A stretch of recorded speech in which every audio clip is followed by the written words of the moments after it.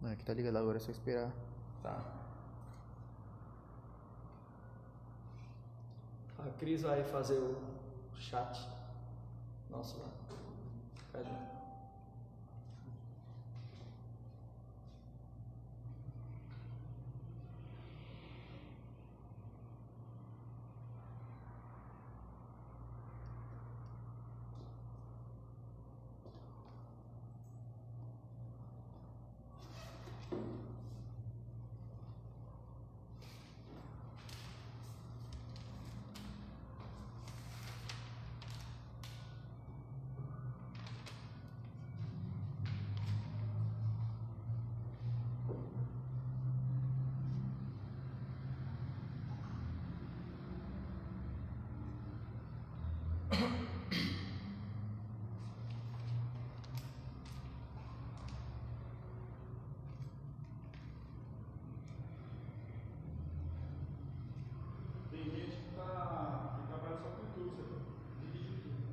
Verdade.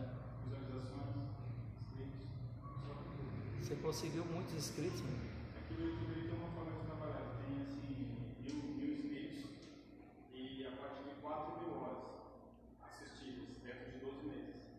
Aí se tiver 1.000 inscritos e 4.000 horas, ele abre uma monetização para você. Aí todas as visualizações que você tiver, você consegue ganhar no YouTube. Porque o YouTube gosta de criadores de conteúdo. Aí ganha só com isso. Milionário, né? Acho que eu vou criar um negócio desse pra Cris. Cristina. Vou pra arrepiar. Vamos começar.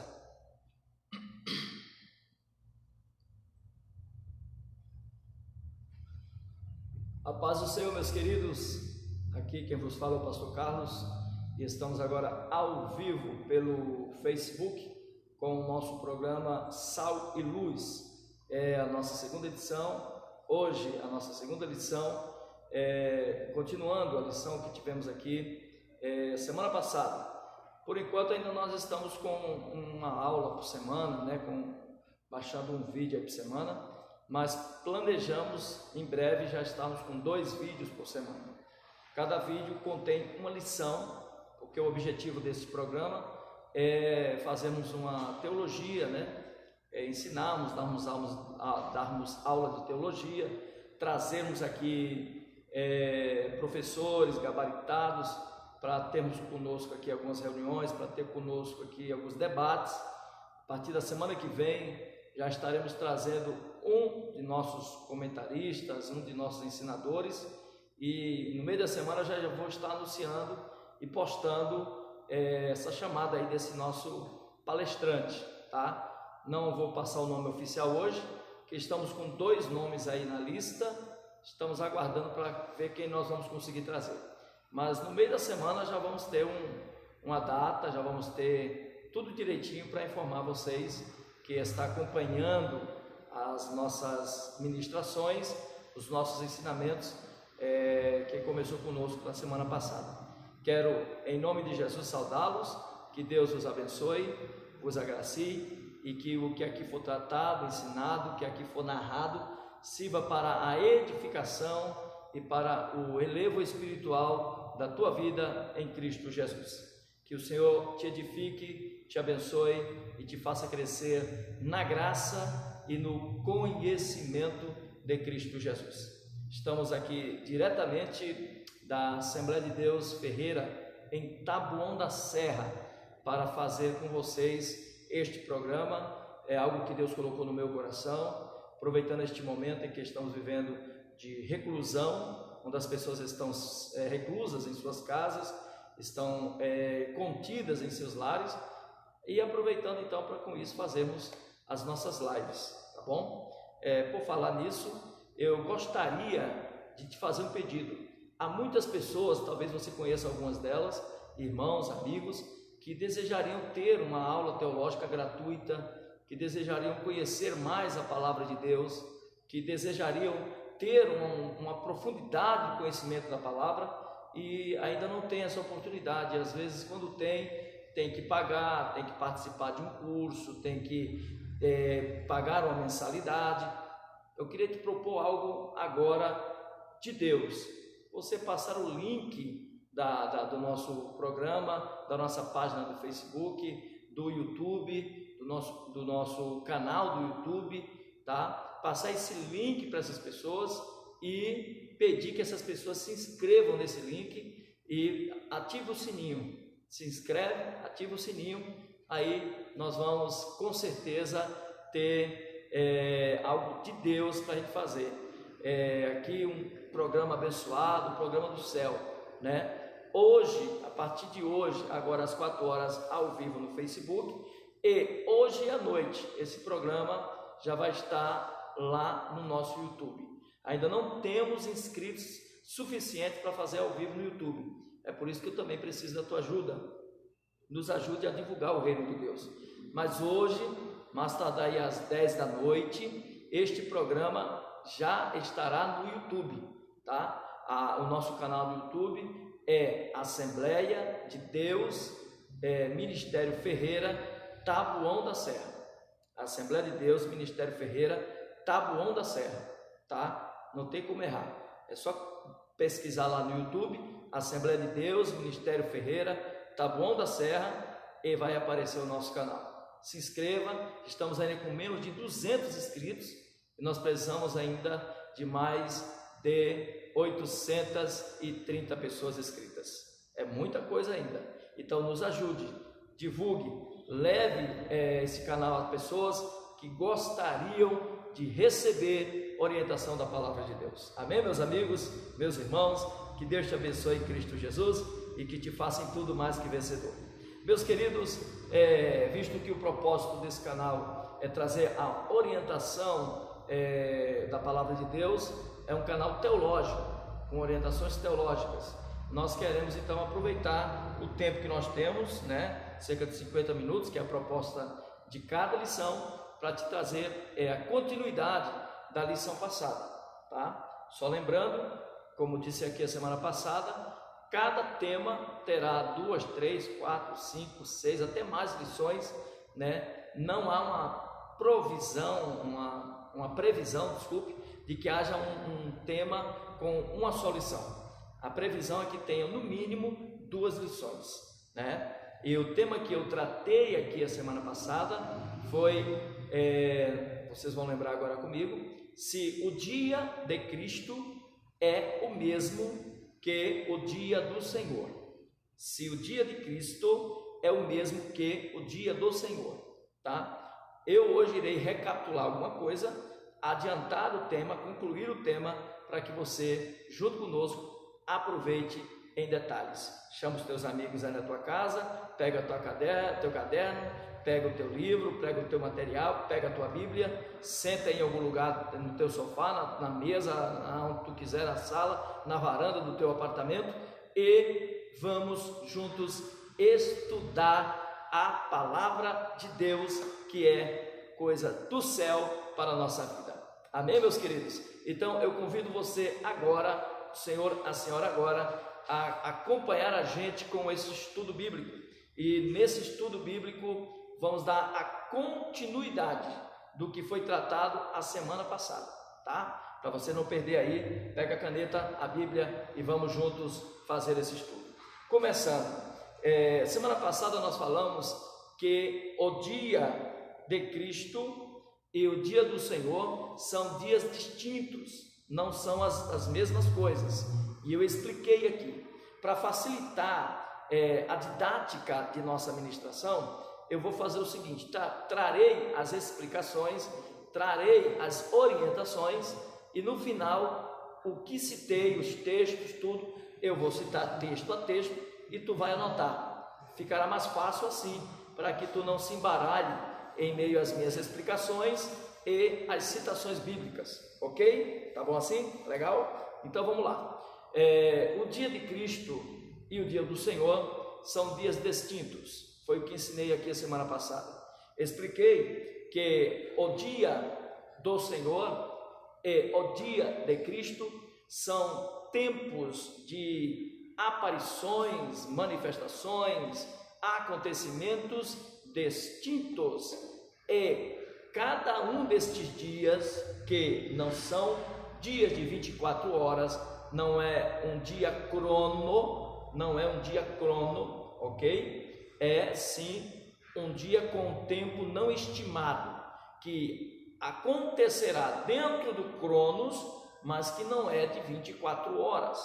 É um dia com tempo indeterminado, é um dia de acontecimentos, de ações, que não está preso a 24 horas, tá? Poderá ser que este dia dure meses, semanas, anos, ok?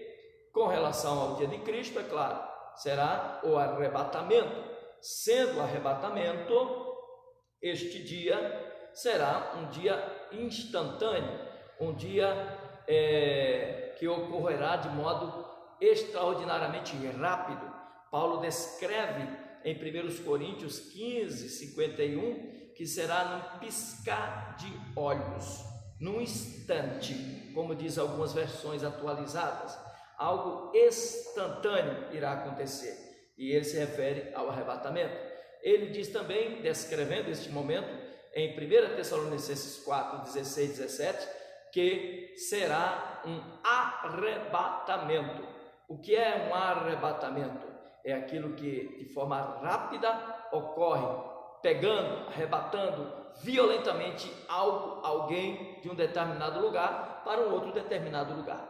Este é o dia de Cristo, ok? O dia do Senhor é o dia do julgamento, o dia do juízo, o dia em que a ira de Deus descerá sobre os homens, descrito pelo profeta Isaías, pelo profeta Ezequiel, pelo profeta Daniel, pelo profeta Joel, pelo profeta Amós, pelo profeta Obadias e pelo profeta Zacarias, né? Profetas maiores e profetas menores dos livros do Antigo Testamento.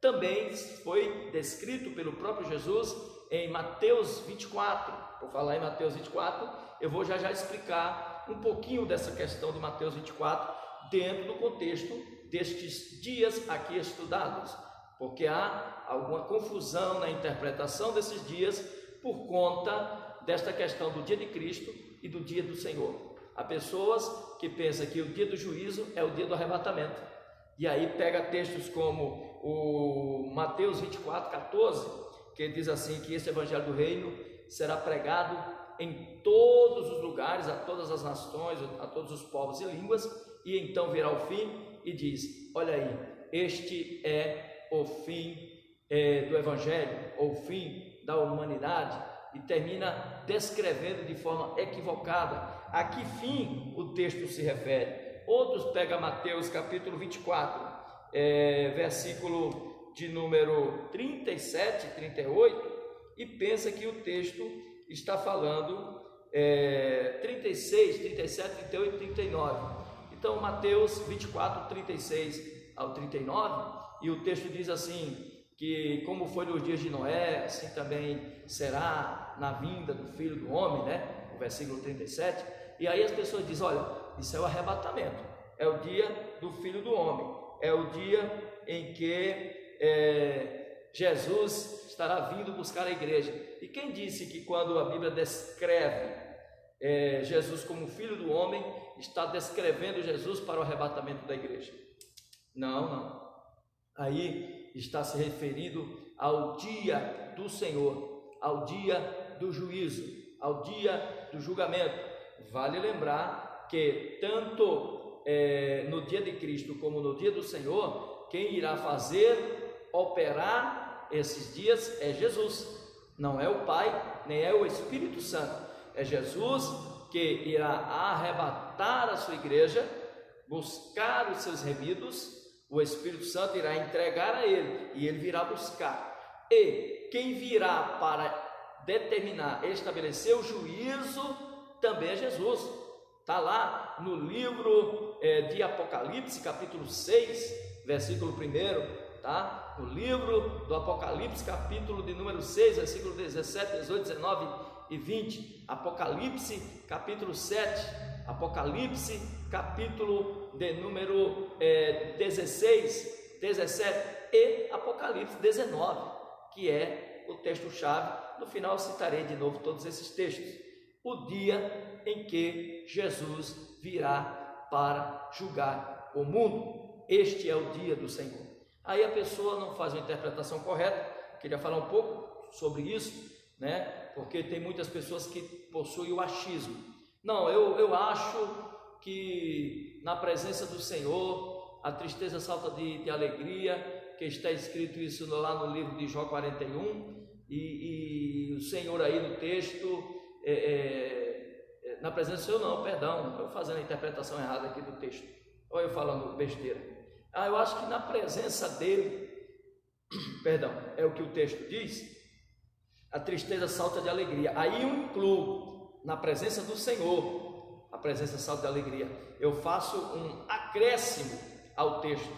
O texto não diz na presença do Senhor, o texto diz na presença dele.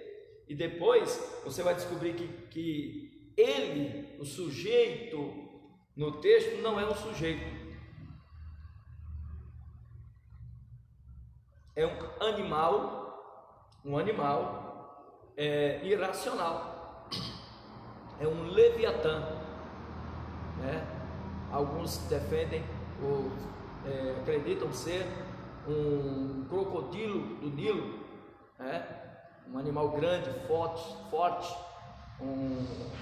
família dos alligators, né? De grandes animais que habitam as águas e habitam a terra, porque estes animais eles são tanto aquáticos como terrestres.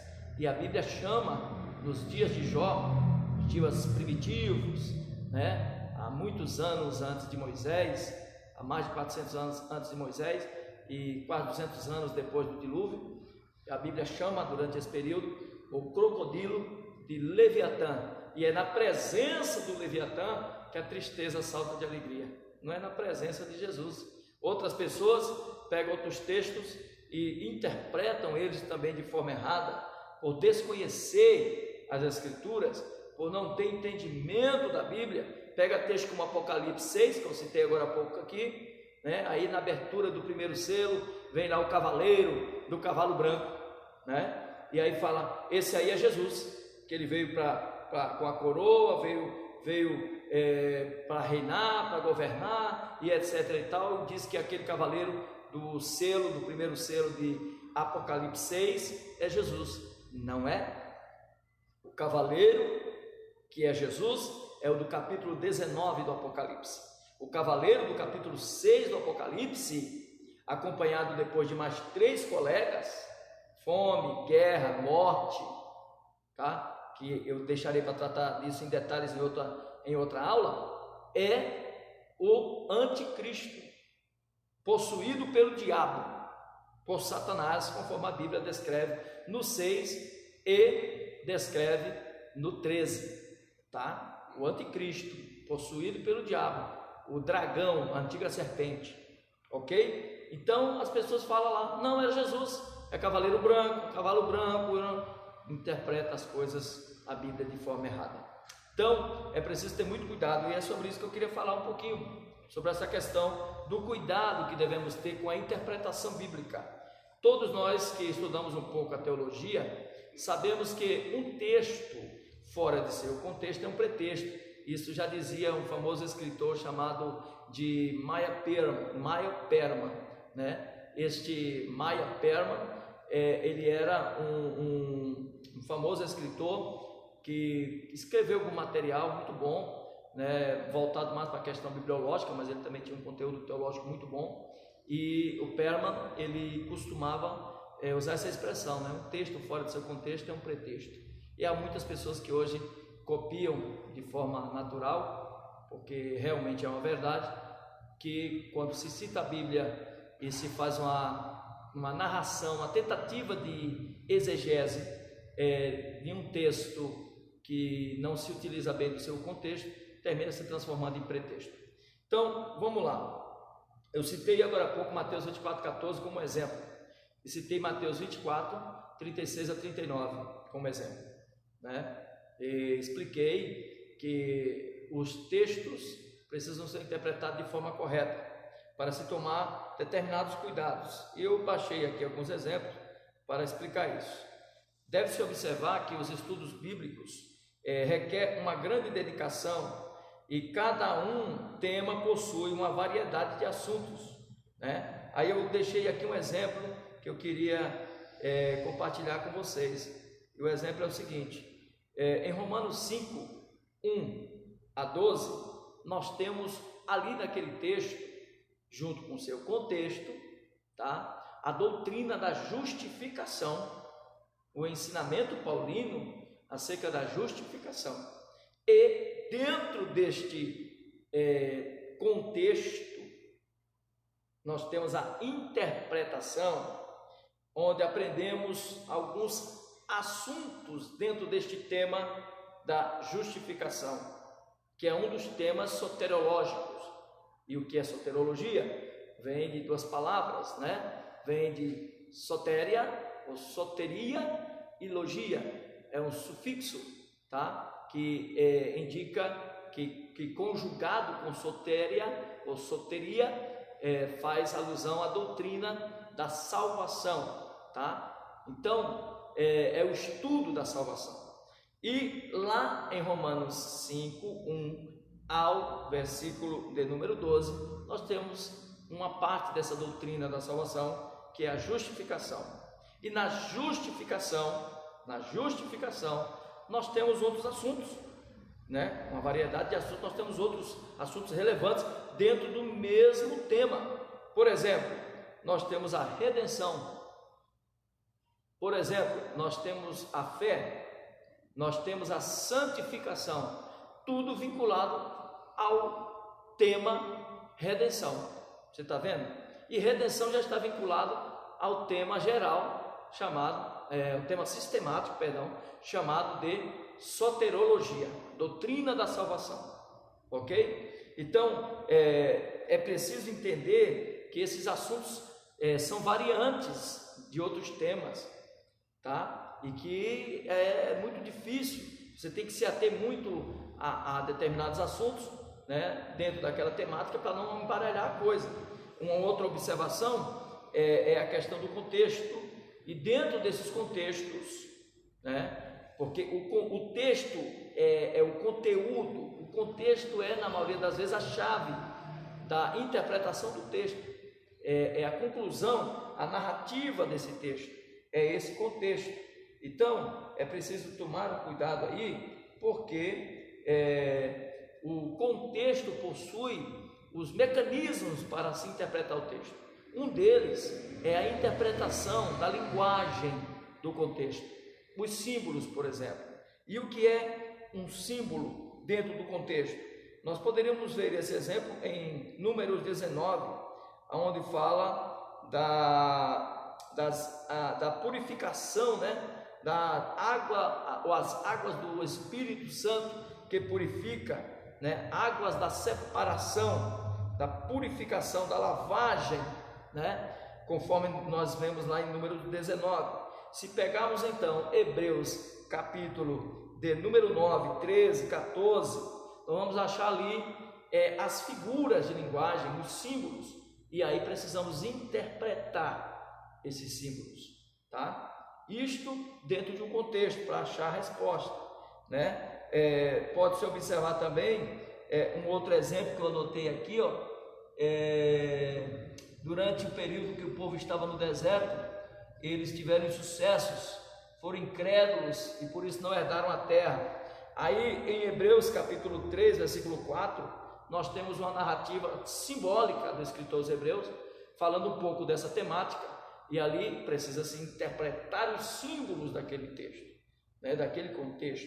Então, é muito interessante isso, né? Uma outra palavra do nosso vocabulário teológico, que o vocabulário teológico é muito rico, mais rico que o vocabulário da tecnologia, o vocabulário do mundo business, o vocabulário do mundo médico, por incrível que pareça. O vocabulário teológico é ainda mais rico. O dicionário teológico é ainda mais rico do que um dicionário clínico, médico, tá? Uma das palavras usadas por teólogos renomados, pessoas que possuem a capacidade da dissertação, é a exegese. E o que é a exegese? A exegese é uma expressão, um comentário a dissertação que tem por objetivo esclarecer ou interpretar minuciosamente um texto ou uma palavra. Isto é exegese, tá? E a exegese, né, ou a exegese, é uma palavra que nos leva à profundidade do conhecimento de um assunto. Então, quando alguém usa da expressão, olha, farei a exegese do Mateus 24, esta pessoa deverá estar armada, suficientemente armada de argumentos, conhecimento, informações para poder dissertar sobre aquele tema de Mateus 24, porque ele se ofereceu para fazer a exegese desse texto. Quando um exegeta tenta interpretar um texto de forma equivocada, aí nós chamamos de eigegese, tá? Eigegese é o inverso da exegese, como por exemplo a história, tá? E o inverso da história, que é a história, que é um termo, uma falácia na expressão. Então, o que eu quero dizer com isso? Que o intérprete da Bíblia possui todas as ferramentas, mas ele tem que conhecer cada uma delas. Não adianta um pintor ter lá um rolo, ter um pincel de tal polegada, de tal tamanho, de tal dimensão, disso, de pelo, não sei do que, e ele não saber usar aqueles pincéis, né? Não adianta uma pessoa comprar todas as ferramentas de um mecânico de automóvel e não saber como usar as chaves, fazer o seu trabalho. O mesmo vale para quem tem aí o desejo de estudar as Escrituras. Tem que ter ferramentas e saber usar as ferramentas, tá? Paciência para estudar, equilíbrio para estudar, tem que ter tempo para estudar, dedicação para estudar, mastigar a Bíblia com muita vontade, tá? Com muito amor. A escatologia é o tema mais difícil da Bíblia, mais difícil que o tema da soteriologia, ok? Mais difícil que o tema da existência de Deus, da teologia na sua essência, tá? É mais difícil ainda, tá bom? Então, a escatologia requer primeiro um conhecimento bíblico muito bom, invejável até, porque não é fácil tratar dessa. Então, que eu falei aqui semana passada, que é o trato da questão do dia de Cristo e do dia do Senhor. É preciso tomar um cuidado, porque esta interpretação vai te ajudar a entender outros textos. É um contexto de muitos outros textos, é um contexto de muitas outras situações, tá? Então, eu não interpretei direito essa questão dos adjetivos que intitulam Cristo, das qualificativas dadas a Cristo. Por exemplo, o próprio termo Cristo é uma intitulação, não é um nome, tá? Assim como Deus não é um nome. Deus não é um nome.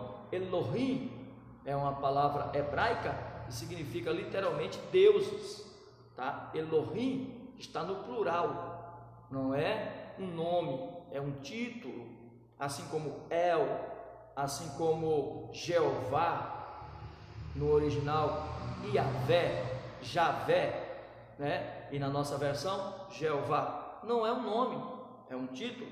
Cristo literalmente significa o ungido, ou apenas ungido, tá? Cristo é aquele que foi ungido pelo Senhor, conforme está lá no livro de Salmos, capítulo 110, tá? Ele é ungido, conforme está em Isaías, capítulo 61, Lucas, capítulo 18, capítulo 4, versículo 18 e 19, o próprio Jesus citando em Nazaré o texto de Isaías 61.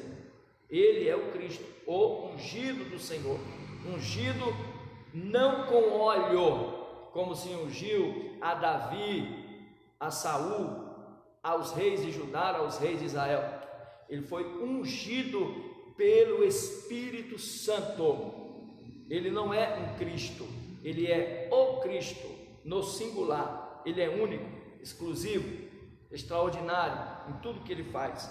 Então, isto são intitulações agregadas à vida, ao ministério de Cristo, né? Ele, vez por outra, era conhecido com alguns vulgos, com alguns termos. Por exemplo, Nazareno. Nazareno era Jesus, vulgo Nazareno. Nazareno era então uma expressão para intitular aquela pessoa que era Jesus Cristo, o Filho de Deus. Filho de Deus, né? Então, onde quero chegar com isso? Quando se usa a expressão também Filho do Homem, Filho de Deus, são intitulações, são qualificações, tá? São qualificações, são termos que definem, que qualificam ali a pessoa de Jesus. Então precisa entender, compreender na sua essência as Escrituras. Não adianta trabalhar com machismo, com pontos de vista humanos, até porque a Bíblia se interpreta pela Bíblia. Então, expressar que porque assim como foi nos dias de Noé, será nos dias do Filho do Homem, né? Isso é arrebatamento, não está certo. Primeiro que a referida citação aos dias de Noé, ao capítulo 7 de Gênesis, faz referência ao dilúvio, à catástrofe, faz referência não ao livramento de Noé. O texto, ele não está se atendo a esta parte da interpretação, que a interpretação tem partes. A interpretação está lá, Jesus e a mulher pecadora, capítulo 8 de Mateus. Aí eu posso interpretar me atendo a Jesus Salvador, ou posso interpretar me atendo à mulher pecadora, a pecadora ou ao Salvador. Se eu vou interpretar a pecadora, eu tenho que fazer uma narrativa sobre ela, quem ela era, o que levou ela a estar naquela situação, por que ela foi acusada pelos seus algozes, como ela chegou até Jesus, quem era aquela mulher, o que ela fez, trazer a interpretação daquela pecadora. Este é o prisma, a ótica daquela interpretação. Agora, se eu vou falar de Jesus, eu vou apresentar o Salvador, eu vou trabalhar uma outra ótica da interpretação. Quando Jesus falou em Mateus 24, versículo de número 37, como foi nos dias de Noé, assim haverá de ser a vinda do Filho do Homem. Jesus está dizendo, como foi naqueles dias do dilúvio, dos dias em que Noé preparou a arca e veio o dilúvio. O X da questão ali, tá? É o dilúvio. O dilúvio representa o clímax do texto, o clímax da interpretação. Naquele momento, Jesus se refere à catástrofe, se refere à situação mal que matou aquelas pessoas. Aí se fala, assim há de ser também a vinda do Filho do Homem. E como é que o Senhor pode embasar o seu argumento? Observe o restante da narrativa de Jesus. Está falando ali de catástrofe, está falando ali de dor, de sofrimento, está falando ali de situações caóticas. Não está falando ali de algo bom, está falando de algo ruim. Quer ver? Olha que coisa interessante. Deixa eu pegar aqui o texto, eu não estou achando aqui, a setinha está aqui. Deixa eu pegar o texto para você ver aqui, você lê comigo. Porque como foi nos dias de Noé, assim também será a vinda do Filho do Homem. Pois nos dias anteriores ao dilúvio, o povo vivia comendo, bebendo, casando, se divertindo, fazendo festa, até que Noé entrou na arca. E eles não perceberam até que veio o dilúvio e levou a todos. Assim também será a vinda do Filho do Homem. Ele está falando de uma catástrofe. Ele está falando de um episódio ali que representa a morte. As pessoas não estavam nem aí com a situação. E aí veio a catástrofe. O arrebatamento, meu amigo, minha amiga, meu querido, minha querida, representará sim, um momento caótico na humanidade, mas não ao ponto de se tornar uma catástrofe, tá? Catástrofe é algo muito grande, catástrofe é algo muito forte. O dilúvio foi algo mundial, o dilúvio foi algo estarrecedor, tá certo? Uma pequena parte daquela situação se salvou, né? Noé, Sem, Cã e Jafé, sua esposa, a esposa de Noé, a esposa de Sem, a esposa de Cã, a esposa de Jafé. 8 pessoas foram que escaparam daquela situação, certo? O mundo inteiro foi destruído. As águas engoliram a terra. O Everest, com seus 8.800 e tantos metros de altura, foi consumido pela água. O mundo inteiro foi destruído. Jesus está falando dessa situação caótica do dilúvio, não é do arrebatamento. O arrebatamento está levado, está conectado a uma outra ocasião, a uma outra situação, a uma outra ocorrência, ok? Tá? É como pegar Mateus 24, 14, e o Evangelho do Reino será pregado em todas as línguas, tribos e nações, e depois irá ao fim. É o arrebatamento, pastor, está falando do arrebatamento. O fim aí é que a igreja será arrebatada. Não, meu amigo, este fim pode representar muitas coisas. Um fim de um período de tempo, o início de outro. Talvez o fim a que o texto se refira seja um fim referido a um tempo estabelecido para determinados acontecimentos, e pode estar se referindo a um outro episódio, mas não ao definitivo estado caótico do mundo, a destruição da terra. Tem que tomar cuidado, porque aí o fim não está vinculado à destruição do planeta, à morte de toda a humanidade. Então a interpretação precisa ser tomada ali com muito cuidado, para não se produzir uma interpretação errada, para não se levar a uma interpretação errada, ok? Então, volto, o dia de Cristo não é o mesmo que o dia do Senhor. O dia de Cristo é o dia do arrebatamento, tá? E vou tratar disso mais à frente, mas há correntes teológicas que colocam o dia do arrebatamento durante o dia do Senhor, durante o período do juízo, durante o julgamento de Deus na terra. Esses são os mesotribulacionistas. Na corrente teológica são chamados de meso, aqueles que acreditam que a igreja será arrebatada durante a tribulação, entre a tribulação e a grande tribulação. No final dos 1260 dias, dos 42 meses, no final dos 3 anos e 6 meses, a igreja vai ser arrebatada. É os mesos. Aqueles que colocam o dia de Cristo, que é o arrebatamento, é a mesma coisa, no período pós-grande tribulação. Esses são os pós-tribulacionistas, aqueles que acreditam que a igreja vai passar pela tribulação, que é um período, e pela grande tribulação, que é um outro período.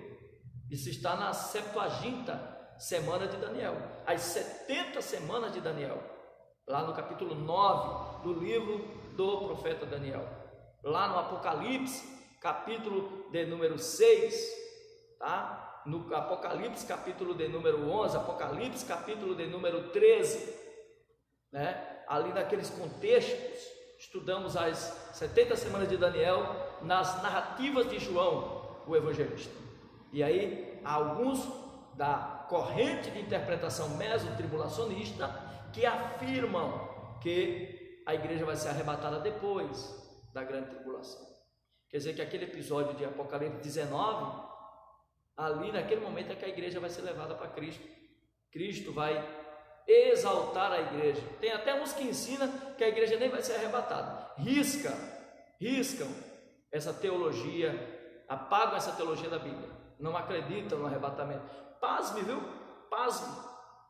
Pastores da Assembleia de Deus, que é uma igreja pentecostal, conservadora nos âmbitos bíblicos teológicos, pastores da Assembleia de Deus acreditam nisso. Pastores da Assembleia de Deus, nascido e criado às vezes na igreja, tem essa crença aí. que a igreja não vai ser nem arrebatada, né? É uma crença equivocada. Há outros que acreditam que a igreja será arrebatada antes da tribulação, antes que o anticristo assuma o seu governo, antes que ele se levante na terra. A igreja será levada antes. Isto se chama pré-tribulacionismo, corrente pré-tribulacionista. Neste ponto de vista, a igreja não passará por esse período de tribulação, por este período de perseguição. Antes a igreja estará já com Cristo, cumprindo-se-á 1 Coríntios 15, 51, 52, 53, 54, cumprindo-se-á 1 Tessalonicenses 4, 16 em diante, tá? Então, tem que se tomar cuidado para não se interpretar errado e levar as pessoas a acreditarem de forma errada, tá? A entender a Bíblia de modo errado. Então tem que ter um profundo conhecimento bíblico, sim, tem que se dominar isso, para que não se construa uma interpretação equivocada da Bíblia.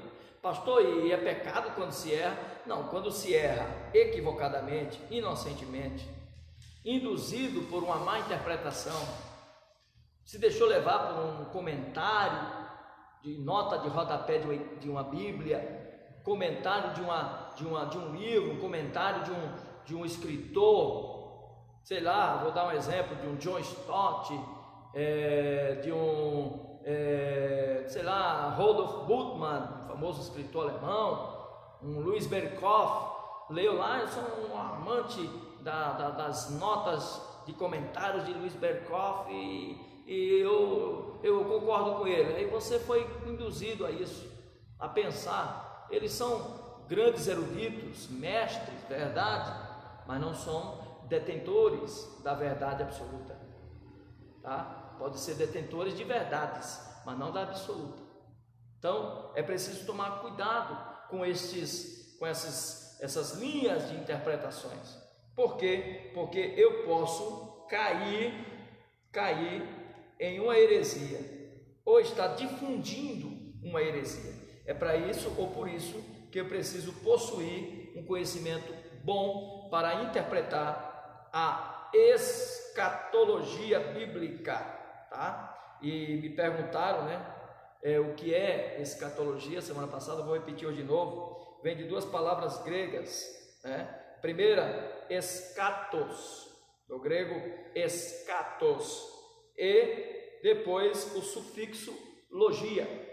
O grego eschatos significa literalmente que trata, no ponto de vista teológico, filosófico, dos eventos finais da história do mundo, tá? É o fim, os ensinamentos dos acontecimentos finais da história, é o eschatos, o final, conhecimento do que está ou do que se passará no fim.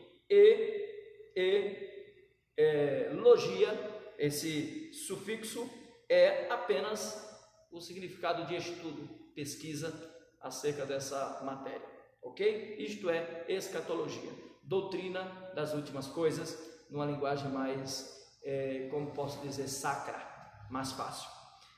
Muito bem, meus queridos, continuando aqui, deixo então a conclusão da lição de hoje, concluindo aos senhores estas questões. Teve alguma pergunta aí? Por sinal, quero avisar aos senhores que hoje eu estou aqui bem acompanhado, estou com o suporte técnico aqui do nosso irmão Hugo, do nosso irmão Ricardinho e da pastora, irmã Cristina, vulgo pastora Ana Cristina, tá? A minha esposa, tá bom? A gente usa essa expressão carinhosamente, né? Ela nem gosta, na verdade é a irmã Ana Cristina, esposa do pastor Carlos Wagner, e ela está aí no chat, né, do Facebook, e teve um irmão que fez uma pergunta, o irmão Oséia Silva, né, e ele escreveu o seguinte: interpretar os textos bíblicos por prismas não causaria uma dubialidade total da exegese? Eu entendi o que o irmão Oséias Silva quis se referir, né? Quando focamos em determinados pontos da interpretação, acho que é isso que o senhor está se referindo, quando usa aqui o sufixo prisma, né? O sufixo não, o termo, né? Prismas, se não causaria uma dubialidade, quer dizer, senão iria corromper, né? A interpretação, da margem para se dar a um único fato duas interpretações, é isso? Acredito que seja isso que o senhor esteja se referindo. Nesse contexto não.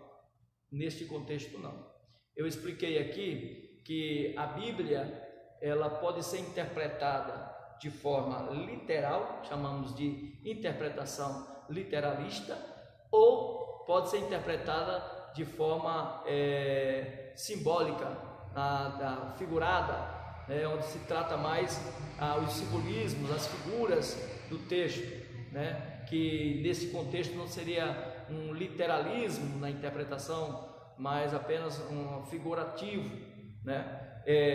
Dentro desse ponto de vista, podendo interpretar literalmente ou figuramente, você então teria que ter dois tipos de interpretações. Só que, se o texto possui literalidade, você tem que interpretá-lo literalmente, tá? Capítulo 1, versículo 7, 8, 9, 10 e 11 do livro de Atos, temos lá a ascensão de Cristo. Ele é ascendido aos céus. Foi literal, ele realmente foi ascendido aos céus. Não há uma figura ali, uma linguagem figurada ali naquele texto, tá? Ali é literal. Agora, interpretar, meu amado irmão, minha amada irmã, meu amigo ouvinte, Moisés, que o dia de Cristo não vai existir literalmente, aí você vai corromper a interpretação. Ainda que eu expliquei que dia aí não representa 24 horas, não é o Cronos, representa um período, um estágio, um conjunto de situações que ocorrerão dentro de um espaço de tempo estabelecido pelo próprio Cristo. Aí ele chama isso de dia. Você quer ver um outro equívoco? Quando, por exemplo, Paulo diz assim em 1 Coríntios, capítulo 11, a partir acho que do versículo 26, 27, 28 de 1 Coríntios, falando lá da ceia, ele fala assim: e é por isso que há entre vós fracos, doentes, e não poucos os que dormem. Dormir ali foi uma forma carinhosa, na linguagem paulina, de expressar: estão mortos. Porque quem ensina o sono da alma é os adventistas, porque não sabem dividir a interpretação literal da alegórica, certo? Não sabe fazer essa interpretação. Você tem que tomar muito cuidado no uso das ferramentas de interpretação, tomar muito cuidado. Então, o dia de Cristo ocorrerá, então está um ponto literal aí na interpretação, mas não é um dia. Aí está um ponto que ele usou o termo dia como uma ilustração, não é um dia de 24 horas. E o dia de Cristo é o dia do Senhor é outro. E eu provei isso usando 4 linguagens bíblicas: a versão Almeida Revista Atualizada, a versão Almeida Revista Fiel, a versão Almeida Revista Corrigida e a versão internacional chamada de NVI. Elas divergem entre elas quanto a este vocábulo, tá? Quanto a essa expressão, ok? Quando se refere ao dia de Cristo e dia do Senhor. Em uns textos é dia de Cristo, o mesmo texto em outra Bíblia é dia do Senhor. E aí eu desmistifico isto. Comecei a semana passada falando disso e provo biblicamente, com técnica e teologia, que são distintos. Não é uma coisa só. Um não é sinônimo do outro, ok? Então, é interessante a sua pergunta, bem-vinda, né? E que vale ser observada, tá, irmão Zés? E no meu ponto de vista, não, ela não produz, dependendo do seu contexto, uma dubialidade. Pode acontecer caso a interpretação ela se incline para este equívoco exegético, ok? Acredito que fui claro. Tem mais alguma pergunta? Que Deus abençoe a todos. Eu quero deixar agora os textos, meu tempo está terminando, eu quero deixar agora os textos para a anotação, você anotar do que eu ensinei hoje, tá? Vamos então reprisar rapidinho, que a minha aula sobre o dia do Senhor e o dia de Cristo termina hoje. Reprisando, primeiro ponto, o dia de Cristo não é o dia do Senhor. Textos que falam do dia de Cristo. Vamos lá, para ser mais objetivo aqui, eu fiz algumas anotações, que eu quero que você acompanhe comigo e anote aí, tá? Começando com o dia de Cristo. Vamos lá, pegou caneta? Pegou papel? Então anote aí. 1 Coríntios 1, versículo 8, dia de Cristo. Filipenses 1, 16 Filipenses 1, 6 e 10. Capítulo 1, versículo 6, versículo 10 de Filipenses, dia de Cristo. Filipenses, ainda no mesmo livro, 2, 16, dia de Cristo. Tem mais, pastor? Claro que tem. Vamos lá. 2 Coríntios, capítulo 6, versículo 2, dia de Cristo. 2 Coríntios 6, 2, o dia de Cristo. Tem mais, pastor? Tem, claro. Como é que eu vou construir uma base teológica se eu não tenho textos bíblicos para isso? 2 Tessalonicenses 2, versículo de número 2, tá? Ou melhor, deixa eu ver aqui, deixa eu fazer observação aqui. Não, aqui já seria um outro texto. Então, termina aí em 2 Coríntios 1, 14, tá? Eu tinha falado que era 2 Tessalonicenses, mas não é. 2 Coríntios, capítulo 1, versículo 14, o dia de Jesus Cristo. Todos esses textos que eu citei, dia de Cristo. Agora, o dia do Senhor. Vamos lá. Dia do Senhor, tem alguns textos que eu também anotei aqui, que eu quero que você registre aí. Primeiro, no Antigo Testamento, porque eu falei aqui a semana passada, não há um texto nos 39 livros do Antigo Testamento, um texto que fale do dia de Cristo, mas há mais de 70 citações diretas e indiretas ao dia do Senhor, ao dia do Senhor. Vamos começar pelo livro do profeta Isaías, Isaías capítulo 2, versículo 12, Isaías 2, 12, anota aí. Isaías capítulo 13, versículos 6 e 9, Isaías 13, 6 e 9, tá? Isso no Antigo Testamento. Tem mais aqui, ó, deixa eu pegar aqui mais uns dois textozinhos só para nós ficarmos bem alinhados com essa questão do Antigo Testamento. Isaías 65, 17 ao 19. Isaías 65, 17 ao 19, fala do dia do Senhor, né? Deixa eu ver se eu tenho mais alguma coisa aqui no Antigo Testamento. Eu acho que não é necessário. Eu tenho uma lista bem imensa aqui, são muitos textos. Caso queira todos, eu posso te mandar. Manda o teu e-mail lá no Messenger, lá em uma mensagem do Face, e eu te respondo com todos os textos, tá bom? Com o que nós chamamos de concordância exaustiva. Também no Novo Testamento nós temos aqui muitos textos, mas vamos pegar apenas uns 2, 3 aqui. Livro de 2 Pedro 3, 10 ao 13, dia do Senhor. Que mais? 2 Pedro 3, versículo 10 ao 13, dia do Senhor. 1 Tessalonicenses 5, 2, dia do Senhor. Anotou aí? Citei seis textos, tá? 3 no Antigo, 3 no Novo. Agora um texto polêmico para fechar. 2 Tessalonicenses, capítulo 2, versículo 1. Fala de quê, pastor? Fala da estada da igreja com Cristo.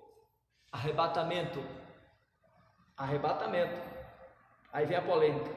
2 Tessalonicenses, capítulo 2, versículo 2. Fala de quê, pastor? Fala do juízo.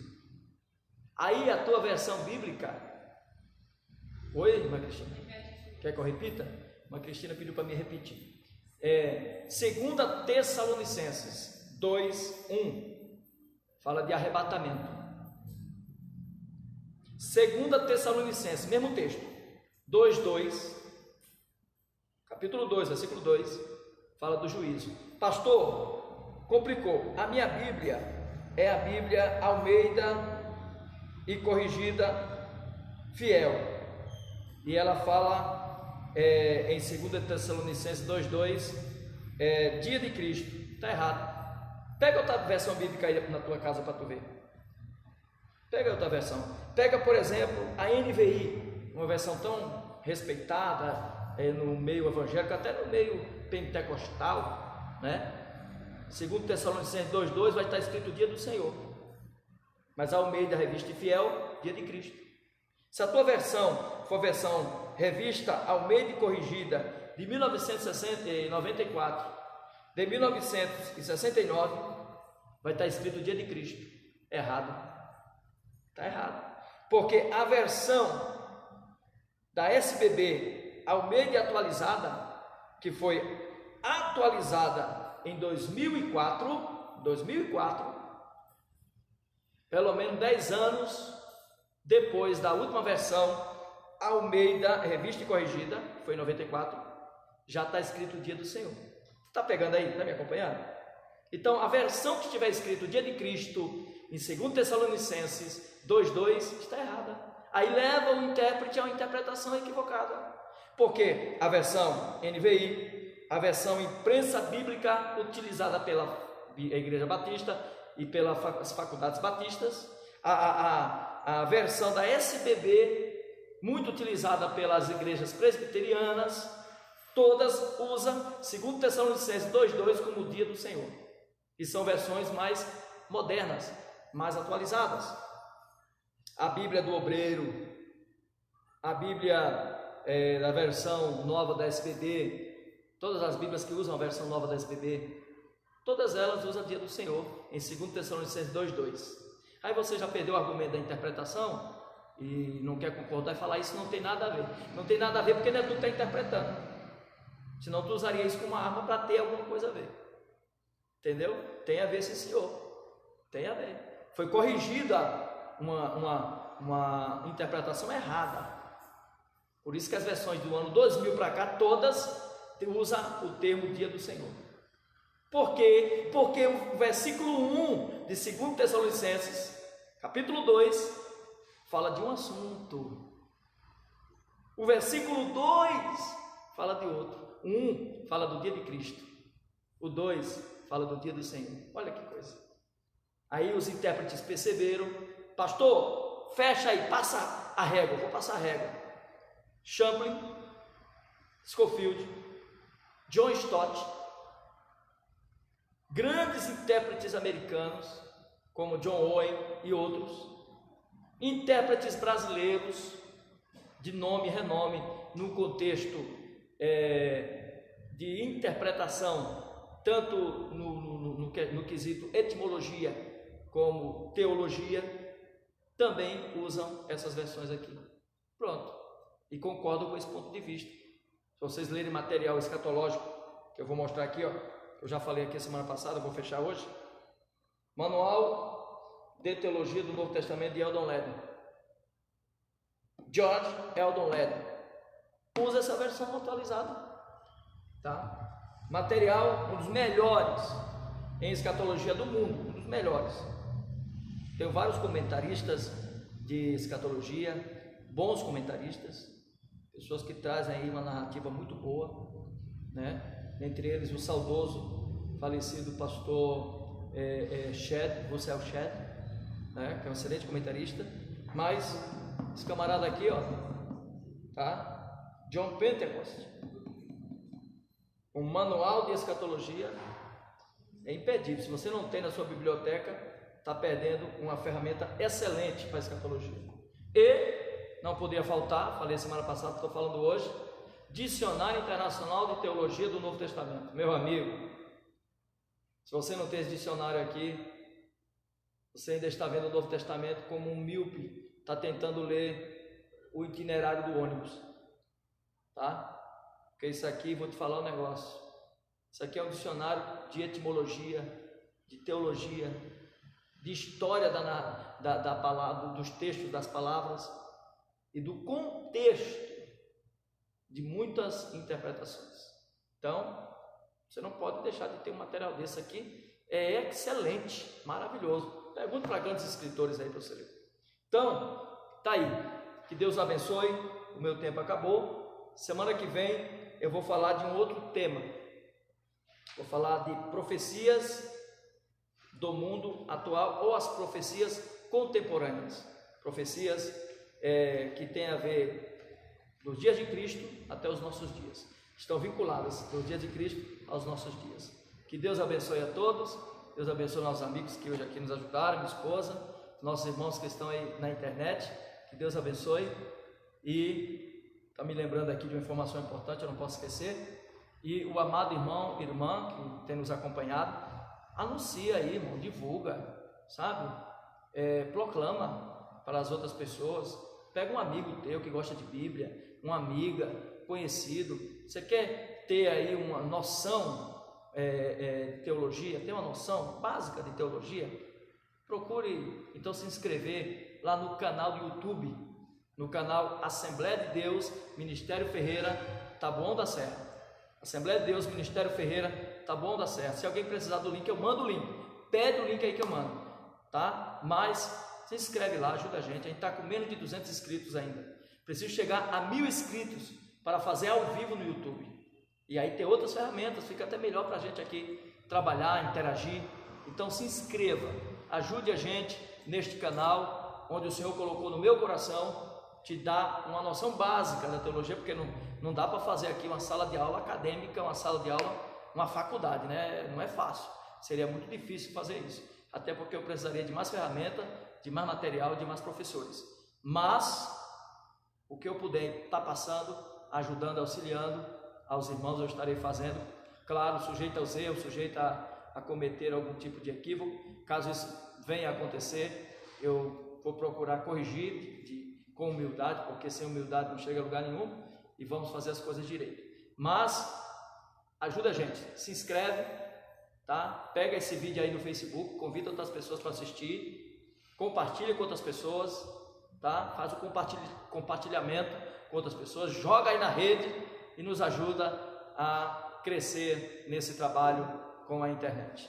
Forte abraço, que Deus te abençoe, em nome de Jesus. Senhor, nós te louvamos por este momento, te agradecemos por essa reunião, por esta palavra aqui ensinada, direcionada a tua serva, teu servo, meu irmão, minha irmã, a este homem e mulher que ouviu, que o Senhor abençoe a todos, no nome de Jesus, amém. Está encerrado por hoje, forte abraço. Semana que vem, profecias contemporâneas do dia de Cristo, profecias dos nossos dias e os seus cumprimentos. Vamos falar de profecias semana que vem. Forte abraço.